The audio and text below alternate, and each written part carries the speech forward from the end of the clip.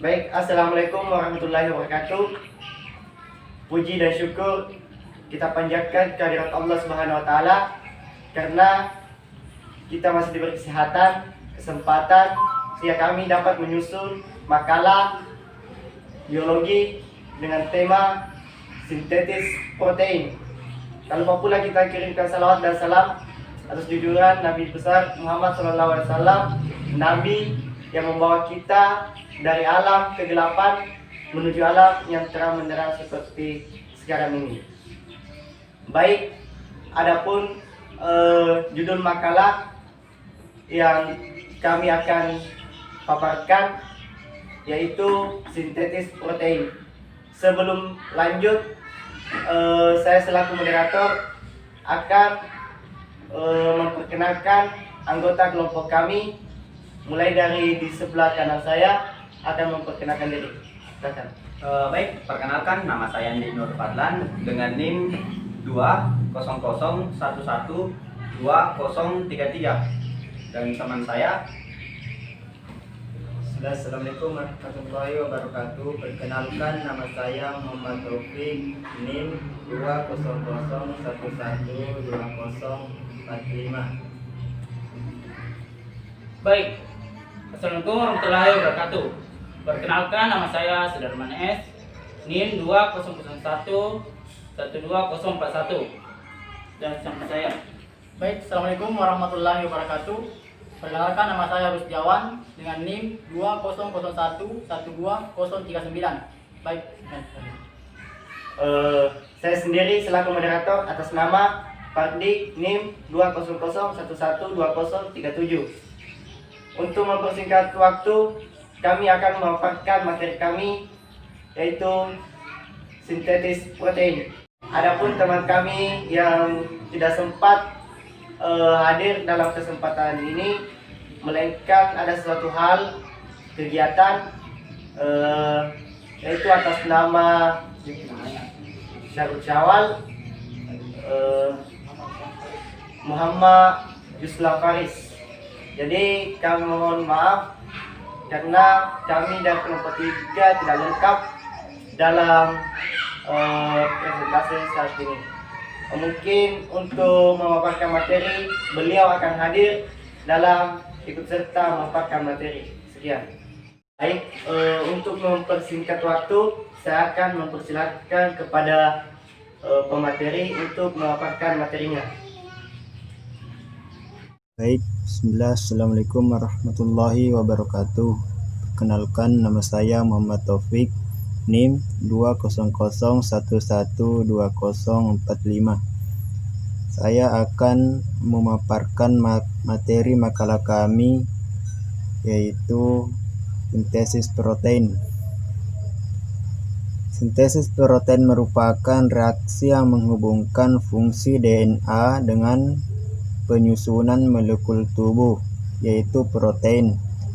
Protein yang dibentuk melalui sintesis protein akan mengalami banyak modifikasi. Ada yang menjadi protein struktur, proteksi, dan enzim. Sintesis protein terjadi di ribosom yang mana bisa berada melekat pada retikulum endoplasma kasar ataupun berada bebas pada sitoplasma. Proses pemindahan protein dari RE ke badan Golgi melalui suatu struktur gelembung atau sering dinamakan dengan vesikula. Vesikula yang membawa protein dari RE merupakan hasil pelepasan membran pada RE dan bisa melakukan fusi atau menggabungkan membran dengan badan Golgi. Sintesis protein secara singkat dapat didefinisikan sebagai proses penerjemahan informasi yang ada pada DNA yang mengkode asam-asam amino sehingga menjadi rantai peptida, rantai protein. Itulah tadi materi yang telah dipaparkan. Selanjutnya saya persilakan kepada pemateri berikutnya untuk memaparkan materi. Saya akan melanjutkan materi kelompok saya tentang komponen-komponen yang berperan dalam sintesis protein. Ada beberapa komponennya, yaitu inti sel. Inti sel merupakan lokasi di mana sumber informasi genetik berada, yaitu DNA. Jadi informasi yang akan diterjemahkan pada sintesis protein berasal dari inti sel. Kemudian yang kedua yaitu RNA kasar. RNA kasar merupakan lokasi di mana ribosom melekat. Kemudian yang ketiga yaitu ribosom. Ribosom merupakan tempat terjadinya sintesis protein. Kemudian yang keempat yaitu transfer, yaitu merupakan salah satu jenis RNA yang bertugas untuk mengikat asam amino dari sitoplasma dan menggabungkannya dengan asam amino lain pada tahapan sintesis protein. Kemudian yang kelima yaitu RNA polimerase, merupakan enzim yang berperan dalam proses perangkaian molekul RNA dari molekul DNA. Itulah tadi materi yang telah dipaparkan. Selanjutnya saya persilakan kepada pemateri berikutnya untuk memaparkan materi. Baik, Assalamualaikum warahmatullahi wabarakatuh. Perkenalkan, nama saya Rusdiawan dengan NIM 200112039. Baik, saya akan melanjutkan materi yaitu tahapan sintesis protein. Tahapan sintesis protein yang pertama yaitu tahap transkripsi. Tahap transkripsi adalah proses penyalinan kode-kode genetik yang ada pada urutan DNA menjadi molekul RNA.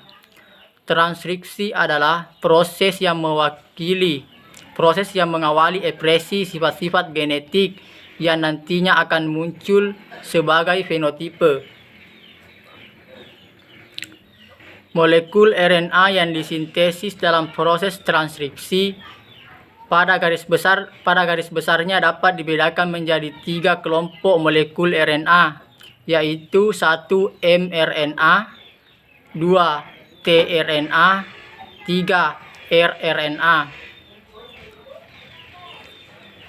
Sintesis RNA ini selalu terjadi menurut arah 5 ke 3. Transkripsi akan berakhir jika RNA polimerase mentranskripsi urutan DNA terminator yang berfungsi sebagai sinyal-sinyal terminasi. Dalam proses transkripsi, beberapa komponen utama yang terlibat adalah 1. Urutan DNA yang akan ditranskripsi, 2. Enzim RNA polimerase, 3. Faktor-faktor transkripsi, dan 4. Prekursor untuk sintesis RNA. Urutan DNA yang ditranskripsi adalah gen yang diekspresikan secara garis besar. Gen dapat diberi unsur-unsur, dapat diberi batasan sebagai suatu urutan DNA yang mengkode urutan lengkap asam amino, suatu polipeptida atau molekul RNA. Gen yang lengkap terdiri atas 3 bagian utama, yaitu 1. Daerah pengendali, 2. Bagian struktural, dan 3. Terminator. Mungkin itu yang dapat saya sampaikan. Sekian. Assalamualaikum warahmatullahi wabarakatuh. Itulah tadi materi yang telah dipaparkan. Selanjutnya saya persilakan kepada pemateri berikutnya untuk memaparkan materi. Assalamualaikum warahmatullahi wabarakatuh. Saya Andi Nur Fadlan dengan NIM 200112033. Sebelumnya terima kasih untuk moderator. Baik, pada kesempatan kali ini saya akan memaparkan materi mengenai translasi. Sebelumnya sudah disinggung atau dibahas oleh teman saya mengenai tahapan sistem protein dan tahapan transkripsi. Jadi tibalah saatnya saya untuk memaparkan materi mengenai tahapan translasi. Langsung saja, translasi merupakan pemindahan informasi genetik dari RNA dan membentuk protein yang sesuai.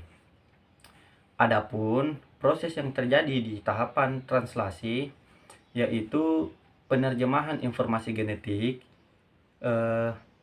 yang berupa rangkaian kodon di sepanjang molekul mRNA oleh tRNA menjadi asam amino.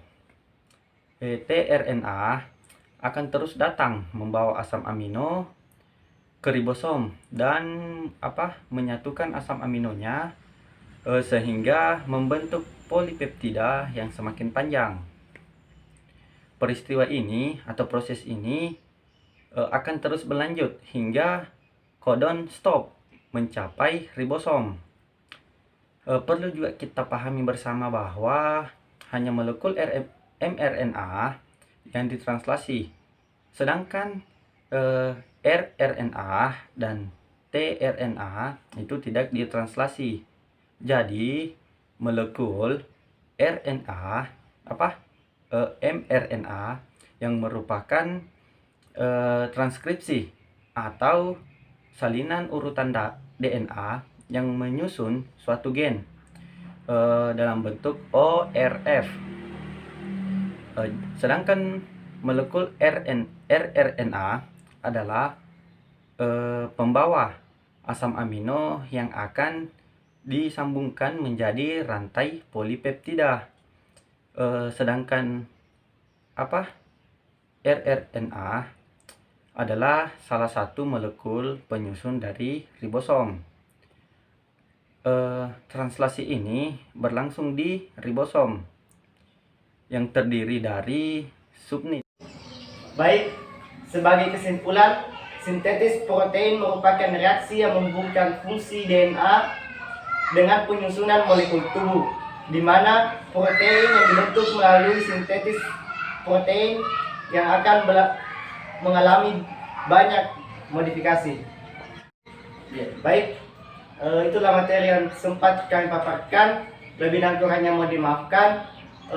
Kami dari kelompok 3 meminta masukan kepada teman-teman atas jika ada kesalahan atau kekeliruan di makalah kami dari kelompok 3 undur diri. Assalamualaikum warahmatullahi wabarakatuh. Salam cinta dari Ujung Pandang.